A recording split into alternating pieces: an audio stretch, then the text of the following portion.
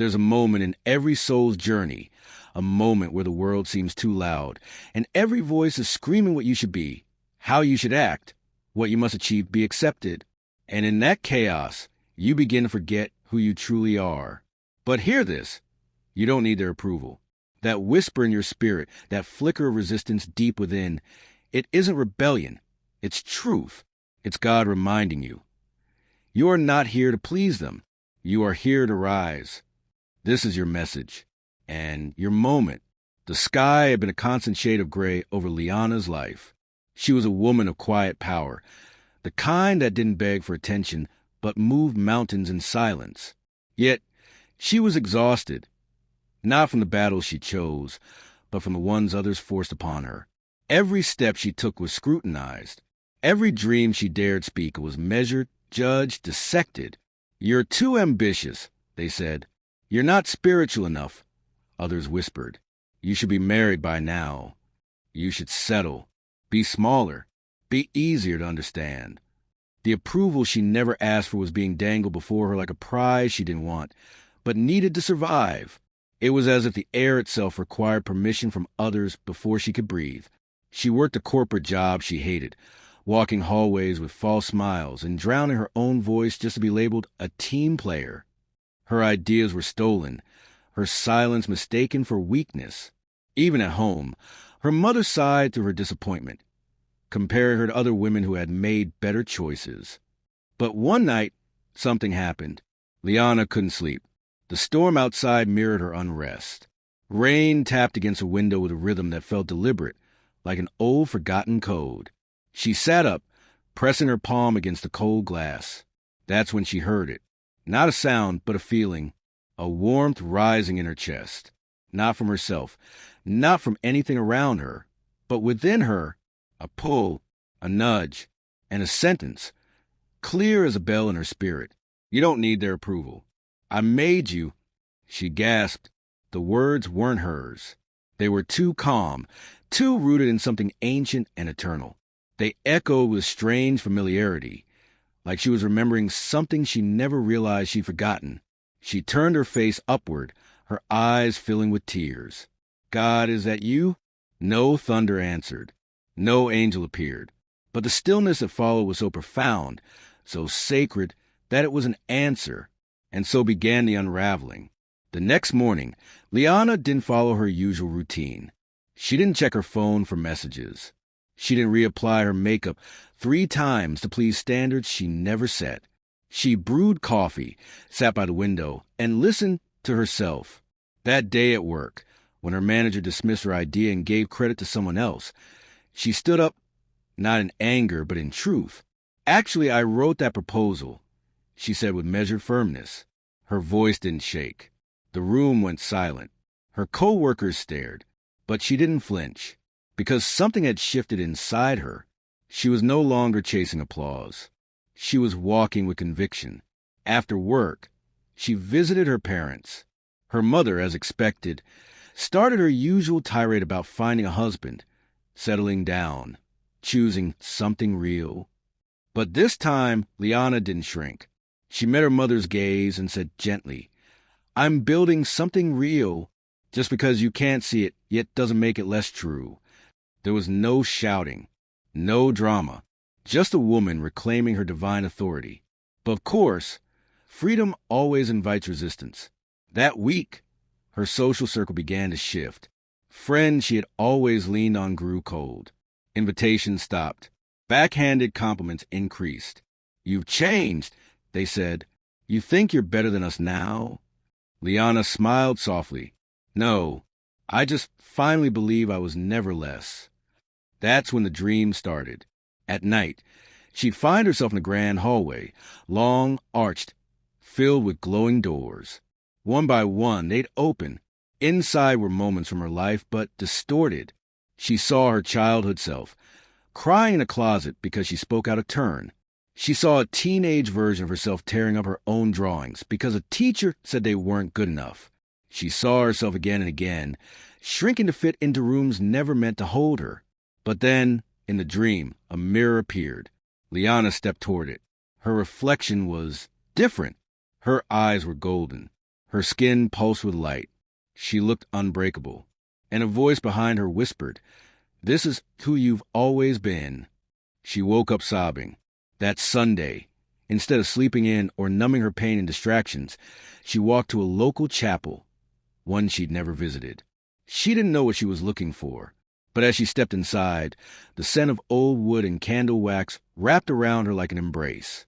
A woman was speaking at the front, not a sermon, just a sharing of her story. She was talking about shame, rejection, and the prison of people-pleasing. And then she said, "You're not responsible for making others comfortable with your calling. Their permission is not required for your purpose." Liana couldn't hold it in anymore. She wept, openly, fully, freely. She didn't know that woman. But somehow, God had timed their intersection perfectly. She wasn't alone.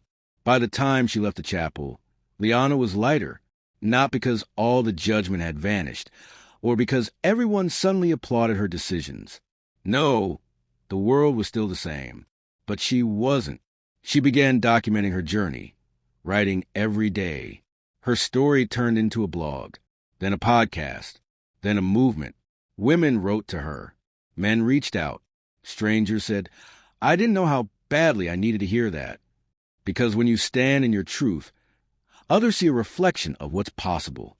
One day, months later, a stranger sent her a message that said, "You saved my life. I almost gave up until I found your words."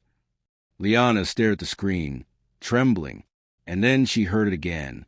That voice, that truth, that divine reminder. You don't need their approval. You have mine. And in that moment, she finally understood. The world reacted slowly at first. Liana had expected some kind of instant ripple when she began speaking openly, when she stopped silencing her truth to keep others comfortable. But the change wasn't a wave. It was a steady tremor, like something ancient shifting deep underground. Some applauded her courage. Others quietly unfollowed. A few old friends resurfaced, only to ask, "Are you sure this is a good idea?" But she no longer needed their echoes to validate her voice. Every time Liana sat down to write, it felt like she was chiseling away years of silence, shame, and expectation. The more she told her story, the more strangers wrote back, not with praise, but with confessions. "I thought I was crazy. I've been living a double life. I needed someone to go first." She didn't realize until then that sometimes your healing becomes someone else's survival guide. Still, darkness doesn't give up without a fight. One night, while preparing to speak at her first public event, a message arrived in her inbox. It was anonymous, cruel, meant to tear her apart. "You think God speaks through you? You're delusional. You're nothing. Just another broken girl pretending she's whole." She stared at the message, hands trembling, the past clawed at her chest. Those buried fears she thought she had conquered. The small girl inside her, the one who once needed everyone's approval to feel real, began to whisper again. "Maybe they're right. Maybe you've taken this too far." That night, Liana didn't sleep. She prayed, angrily at first. "Why would you let this happen? Why give me a voice if it's just going to be mocked?" But then silence, not empty silence, but sacred silence. The kind that doesn't answer right away because it's waiting for you to listen deeper. And then she remembered the mirror, the golden eyes, the reflection of who she truly was. Tears rolled down her face. She whispered into the dark, "Even if no one claps, even if they all turn away, I will still speak. I wasn't made to be liked. I was made to be light." The next day, she took the stage. The room was quiet. Rows of eyes watched her, some curious, some skeptical, some hungry for permission to be real. And Liana told the truth, not the polished version, not the Instagram filter, the raw, bleeding truth of a woman who had once traded her soul for approval and lived to regret it. As she spoke, the room shifted. Some cried, some closed their eyes. One woman whispered, "Thank you, God." Because the thing about truth is, it echoes, and once it's spoken, it cannot be undone. Liana stepped down from that stage different, not because of applause, but because she saw the impact truth had when it was unchained from fear. Over time, more invitations came, but not just to speak, to guide, to lead, to help others confront the lies they'd been told about their worth. And then came the email that shook her. It was from the woman who once bullied her the most, her high school tormentor, Ariane, the same girl who once spread rumors that left Liana broken for years. Her message was short. I saw your video today. I don't expect forgiveness, but I want you to know, I see now what I didn't then. You were always stronger than the rest of us. I hope one day I could be brave like that. Liana didn't know what to feel. Anger? Sadness? Pity? Maybe all of them. But mostly she felt release. The kind that comes when you realize you no longer need closure to be complete. She typed back a simple response. I forgive you. Not for you, but for me. God was still whispering. Her journey began taking new forms. She was invited to schools, community centers, even prisons, to speak about purpose without approval, to remind others that the calling doesn't need a consensus. She watched eyes light up. She saw tears fall. She witnessed hardened hearts soften in the presence of truth. One evening, while visiting a women's shelter, she met a young girl named Mara, barely 20, covered in bruises, not all visible. She barely spoke. Liana sat beside her and said nothing at first, just waited. Eventually, Mara whispered, They said I was nothing, that without them, I'd be nobody. Liana nodded. I was told that too. Mara looked up. But you're not nobody. Liana smiled. Neither are you. That girl would go on to become one of the fiercest speakers in Liana's circle, a living testament that truth doesn't die in the dark. It waits. Yet the final test was yet to come. One cold morning, Liana got a call. Her father was in the hospital. Heart attack. Her mother needed her. She hadn't been home in nearly a year. The distance had grown ever since Liana refused to live by her family's expectations.